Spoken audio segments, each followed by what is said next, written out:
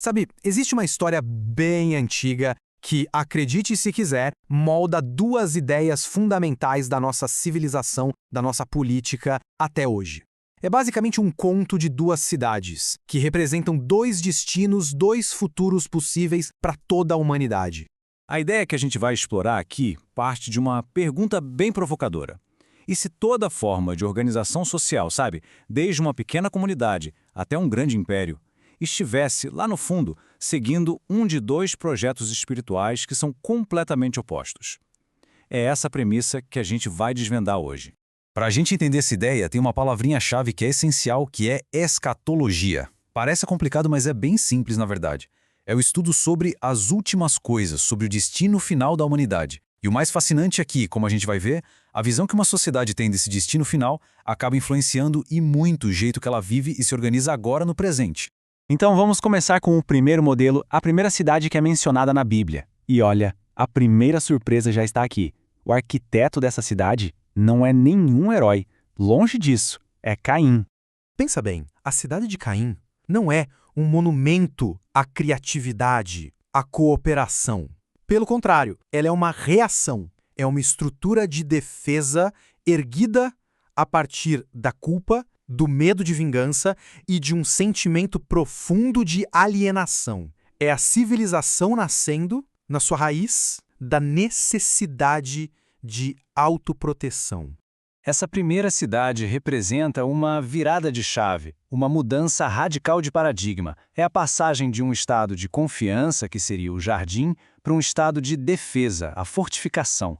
A comunhão é trocada pela autopreservação, e a dependência em algo maior é substituída por uma busca, assim, feroz por autonomia. E essa ideia não morre com Caim. Ela vai se desenvolvendo ao longo de toda a narrativa bíblica, sabe? Passa pela Torre de Babel e culmina na figura da Babilônia. A Babilônia se torna o grande símbolo da cidade humana, poderosa tecnologicamente, rica culturalmente, mas construída sobre a base da autossuficiência e, no fundo, do desprezo pelo divino. Mas essa não é a única visão de cidade que existe nessa história. Em contraste direto com esse modelo de Caim, a narrativa bíblica apresenta uma alternativa radical: a Nova Jerusalém. E aqui tem um ponto que é crucial. O final ideal da história não é uma volta para a natureza, para o jardim, mas sim a redenção da própria civilização simbolizada por uma cidade. Só que a diferença fundamental está na origem dela. A Nova Jerusalém não é um projeto humano, não é o auge da nossa engenharia. Ela é descrita como um presente, algo que desce do céu, que vem de fora da nossa capacidade de construir. O contraste é total, né? De um lado, uma cidade que nasce de um crime, fundada no medo e protegida por muros. Do outro, uma cidade que surge de uma vitória redentora, fundada na presença divina e cuja segurança não vem de barreiras físicas, mas da própria glória de Deus. O progresso autônomo de Caim é substituído pela comunhão restaurada. Então, o ponto central é este. A crítica aqui não é contra as cidades, a arte ou o avanço da tecnologia em si. O problema central que se aponta é a motivação por trás de tudo, uma busca por autonomia que se isola de qualquer referência maior, um projeto de autossalvação que coloca o ser humano como a medida de todas as coisas. Isso nos leva direto para as implicações políticas de tudo isso. Essa estrutura teológica foi brilhantemente organizada por Agostinho de Hipona, que usou essa ideia para analisar a própria natureza da política. Na sua grande obra, A Cidade de Deus, Agostinho pega essa semente da história de Caim e a transforma numa lente para entender toda a história humana. Ele define a cidade terrena, que é o arquétipo da Babilônia, como qualquer sociedade cujo princípio organizador é o amor por si mesma levado ao extremo. A distinção que Agostinho faz é simples, mas muito profunda. Ele argumenta que existem, no fundo, dois amores que constroem duas cidades. O amor de si, que busca a própria glória e segurança, constrói a Babilônia. Em contraste, o amor a Deus, que busca a glória de algo maior que si mesmo, constrói a Jerusalém celestial.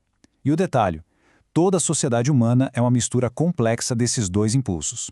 Essa visão leva a 3 consequências políticas bem práticas. Primeiro, um realismo. Já que toda instituição humana tem um pouco da cidade de Caim, nenhum sistema político vai ser uma utopia perfeita.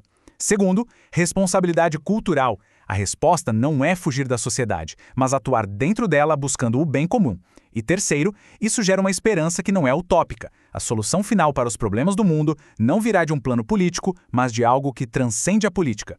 E isso tudo nos traz uma pergunta final, direta e bem urgente. Se toda a sociedade reflete um desses dois projetos, o que exatamente nós estamos construindo hoje?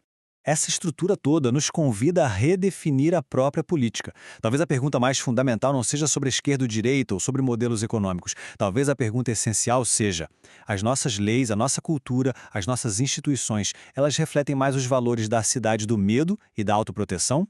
Ou elas apontam para os valores da cidade da presença e da comunhão?